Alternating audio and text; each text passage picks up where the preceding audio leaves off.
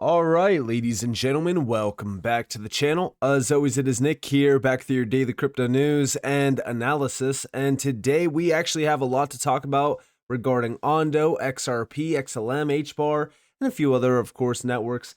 But before we really kind of dive on in, by the end of this video, if you guys did enjoy this video, and if you're not already subscribed to the channel, well, you should definitely, subscribe. We just hit 200,000 subscribers, and I just want to quickly say thank you. I appreciate every single one of you for supporting the channel. And with that in mind, let's dive on in. So there was a recent summit, and this is from Blockworks. This is actually like one of the biggest summits out there around crypto.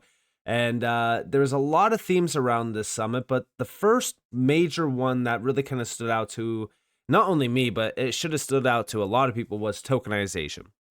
Tokenization has not been, a word thrown out that is like big and flashy over the last couple months, because what we have been hearing about for the last couple years is tokenization.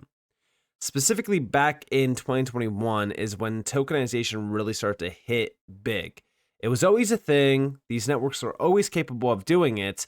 But back in 2021, we saw a big spotlight put on tokenization. It was actually from the World Economic Forum that did say that there's over $867 trillion that could be affected by tokenization. Now, when we think about what tokenization actually means, well, it means bringing the entire global financial system on chain. And the topic here was tokenization rebooting the global financial system. If we are really thinking about what tokenization is, it's not just about bringing assets on chain and that's it. No, there is going to be a completely different system built around tokenization. I mean, these assets are not just going to sit here. They are going to be traded. They're going to be borrowed against. They are going to be, locked in to specific DeFi use cases as well. So this is a completely different asset class brewing behind the scenes, a completely different market. This is basically the stock market 2.0. Now, if we go over here, there was a great post made by Blockworks Research, which I'm going to dive back into the summit here in a second. But this is mainly showing us the numbers. All right, tokenization could be a multi-trillion-dollar opportunity, but what's the current state of real-world assets beyond stablecoins? Well, number one, private credit, 12.1 billion, US Treasuries, 4.6 billion, commodities, 1.2 billion, and others, $545 million. If we look into the data, we have tokenized assets have surpassed $18 billion in value, with private credit and US Treasuries representing 90% of this figure. Now, we could definitely see the step function happening here. I mean, from January 2025 to March of 2025, so just within 2 months, we have seen a pretty significant push to the upside around specific asset classes being tokenized, which should show you that regardless of how the market looks, bullish or bearish, the institutional players are not slowing down the tokenization. Where is tokenization taking place, though? Well, Providence leads with 9.5 billion in tokenized assets, all from private credit. Ethereum follows with 4.6 billion. ZK Sync Era recently claimed third place after tradable tokenized approximately 1.7 billion of private credit on the chain. Private credit refers to non-bank lending where the debt is not issued or traded on public markets. Private credit tokenization via platforms like Figure and Tradable improves liquidity and enhances transparency. In fact, Figure accounts for almost 80% of tokenized private credit. And on top of that, we also have down here the total tokenized treasury market has grown more than 5x in the past year, reaching about 4.6 billion in value. BlackRock's build has recently surpassed Hashnote's USDY as the largest tokenized money market fund with about 1.2 billion in assets under management. Securitize, the tokenization provider for Build, recently surpassed Ondo and Hashnote to become the leading protocol by AUM, assets under management. Securitize recently introduced Converge on-chain alongside Athena Labs, a purpose-built chain for tokenized assets and institutional DeFi. Now, on top of that, we have tokenized commodities such as gold and silver have slowed down in recent years after seeing significant growth in 2020 up until about 2022. Now, Paxos Gold and Tether Gold make up about 99% of the tokenized commodity market, with about 634 million and 582 million in market cap. Tokenized institutional alternative funds have surpassed 400 million in assets under management as well. Superstate Funds USCC has been the fastest growing fund in the past year. It offers yield exposure derived from the crypto basis trade and US Treasury securities, similar to SUSDE by Athena.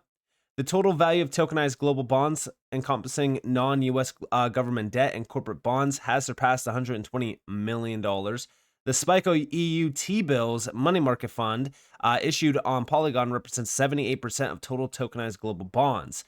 The value of tokenized publicly traded stocks is currently below $16 million. BackFi's issued stocks represent about roughly 90% of this figure. We remain more excited about the tokenization of private equity and believe players like Robinhood will enter the market in the coming years. And yeah, listen, this is just a beginning. When we think about what's actually happening here, this is just the start of the big tokenization boom. We are very early here. I mean, we're talking about, sub $20 billion in overall value tied to tokenization, where we know the overall reach here is in the quadrillions of dollars. Now, going back to the summit, right? Look at the companies that were participating at this digital asset summit. Again, this is a crypto-based summit. We have BlackRock there, Blackstone, JP Morgan, Chase & Co., Fidelity, HSBC, Visa. I mean, guys, these are massive banks, asset management companies. The TradFi. TradFi is here converging with digital assets and crypto in a huge way. American Express. Again, the BIS was there, Banque de France, Bank of America, Bank of England, Citadel, Citi, Credit Suisse, Deutsche Bank. I mean, when we really think about these massive giants, when we think about all of the organizations around the financial system as we know it, they are now here. They're paying attention. And yeah, there's a huge agenda around institutional focus, around tokenization. And one of the biggest players that really kind of stands out when it comes to, institutional players and tokenization is Ondo. Ondo is an absolute giant in this space. Even though, yeah, it's getting surpassed by other networks, we're still very early. It takes one announcement to surpass almost every single major player that's on the list under tokenization. And Ondo has been absolutely killing it by having major partnerships with significant institutional players. But it's not just that, right? Ondo is also networking with some of the largest networks in this space behind tokenization, like Stellar, for an example, or even the XRP ledger. But we have here that we started with treasuries, but soon it will be stocks and ETFs, making them globally available to an investor base that clearly wants access to US assets. I think most exchanges and distribution platforms are going to start offering stocks, ideally tokenized stocks, and that's where Ondo Finance and the Ondo Global Markets platform comes in. And this is from the CSO, the Chief Strategy Officer at Ondo Finance. And when we really think about what's going on here, yeah, everything is going to start to move on chain very, very soon. Stocks are definitely a big focus from my point of view. And that's because if we go back over to this video from, Larry Fink from BlackRock, he was recently talking on Bloomberg regarding what's next. And we have tokenization of bonds and stocks is next. It will democratize more finance. Trillions are coming. Check this out. But crypto is going to play a big role. Digitization of currency, digitization of everything we're doing. I'm a big believer, and this is one thing that will change Bloomberg even. I believe we're going to be in the cutting edge of tokenizing bonds and stocks. Coming. And we have the technology now. The fact that we are now moving forward in tokenization, every bond and stock, is crazy. Yeah. We should be moving towards that frontier. Obviously, there's winners and losers and all that, but we need to be prepared for the tokenization. And it would democratize more finance if we tokenized bonds and stocks. So yeah, I mean, listen, as we really think about what's happening here, this is BlackRock, the largest asset management company out there, telling you specifically what they are planning on, what's next, and what's coming. This will shock traditional finance in a huge way, but who's going to be the leaders behind this? I do believe that's going to be networks like Ondo, who are preparing significantly for what's coming. We have here, though, tokenization is just getting started because this is going back to the Ondo global markets platform. Tokenization is just getting started. While adoption for tokenized US Treasuries has seen tremendous growth, the total opportunity for global equity markets is exponentially larger, in excess of $100 trillion. Again, this is why I say the numbers that we see right now around the tokenization market are minuscule compared to where we're headed. And if we look at this, right, here we have global tokenized treasuries. Right now, they hit about 1 billion on Ondo. We have total on-chain treasuries, roughly 4.5 billion. The total US treasuries outstanding, 25 trillion. Global equities market is over $115 trillion. This is just the beginning of what's to come around tokenization.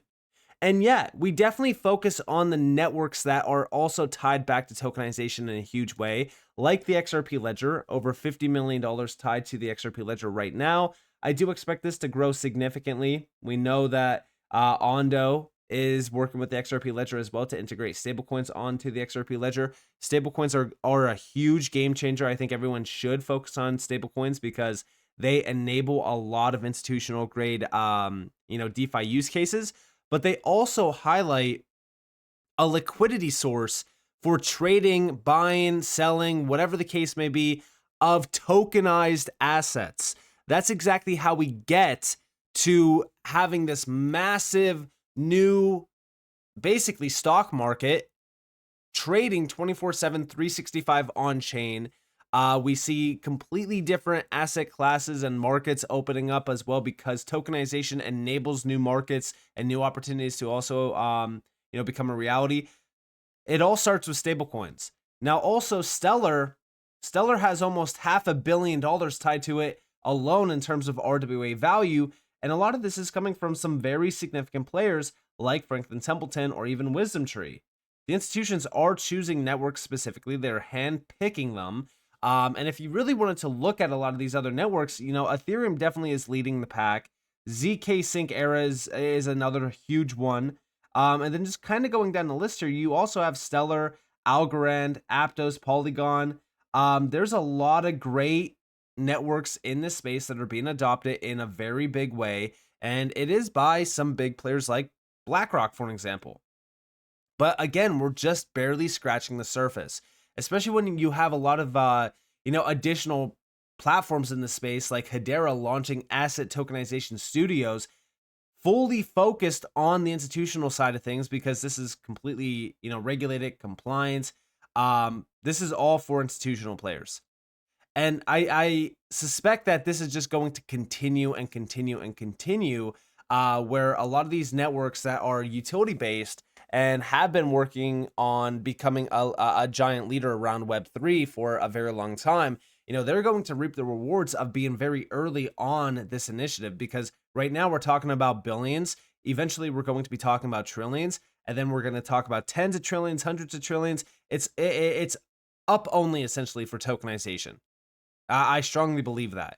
And of course, last but not least, we do have Ondo Global Markets represents the next stage in the evolution of financial markets, where the best of DeFi and the best of TradFi combine to create markets that are more transparent, more efficient, and more accessible.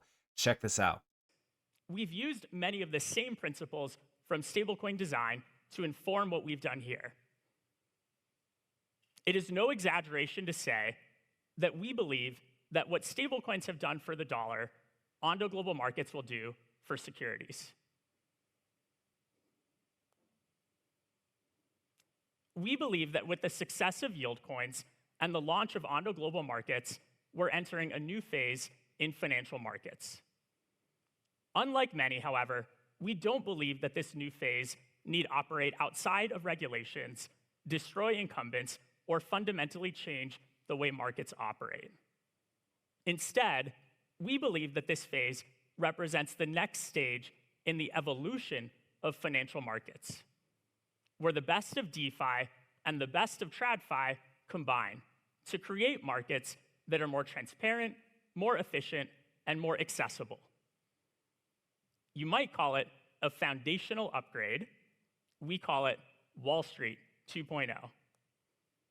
And that's exactly what this is. When we really think about what's going on here, I mean, look at the names tied back to tokenization. You have BlackRock, you have these big TradFi giants, asset management companies like Franklin Templeton, Wisdom Tree. I mean, guys, we now have at these summits, like when you think about the names participating at these summits, talking about tokenization, it's not just small time players. No, you have JP Morgan, you have HSBC, you have Citi, you have the largest banks that everyone knows about participating in these summits, talking about tokenization. You have every single major bank wanting to launch tokenized deposits. I mean, this is no longer, a speculative idea around how, oh yeah, this is potentially Wall Street 2.0, or oh no, this is, maybe happening. No, it's ongoing now.